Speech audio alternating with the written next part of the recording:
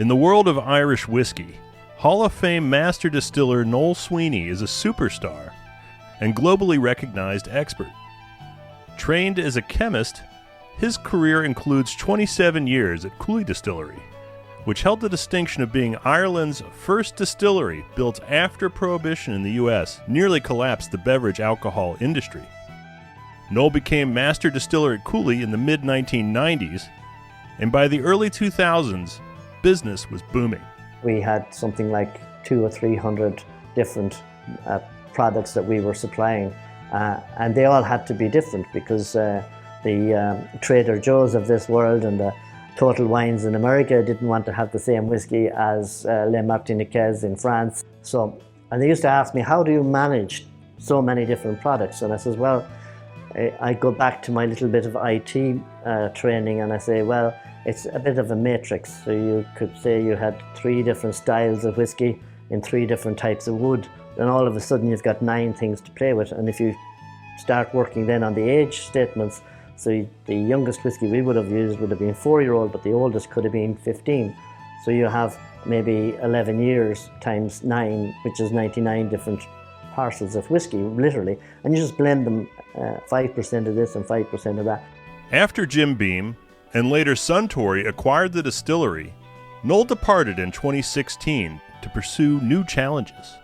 Starting something after 27 years in Cooley was a breath of fresh air to me.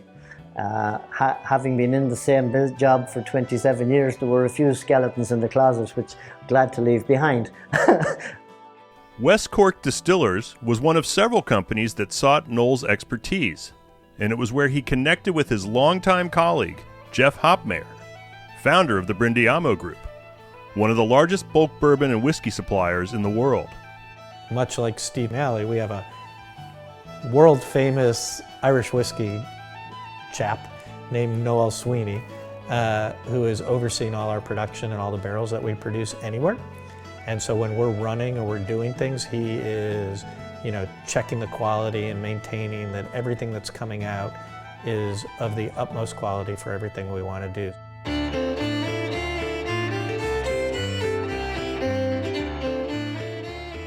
What Jeff is doing is really promoting whiskey, both in bourbon and Irish and all the rest of it. I mean, because one of the biggest difficulties within this industry is the financing of it. So you build a distillery, and to be quite frank, you can do that in a couple of years. But they don't see the picture after that. They have to lay down stock for 4 years, literally 4 years. And you're putting money into that industry all the time. And that's where Jeff has come along, and he says, okay, well, here's a distillery starting up new.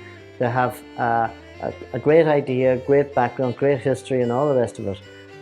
But they need help, that people like Jeff have that foresight in seeing an opportunity, but also to see that this is a need within the industry. His vision in that regard is commendable. I think there's going to be a transformation in that industry, and it's going to adopt some of the wonderful things that have happened in the bourbon industry, and that's what's going to propel Irish whiskey to the next place. Not cheap Irish whiskey, really expensive, really phenomenal, wonderful bottles that you want to collect, you want to share, you want to enjoy with people.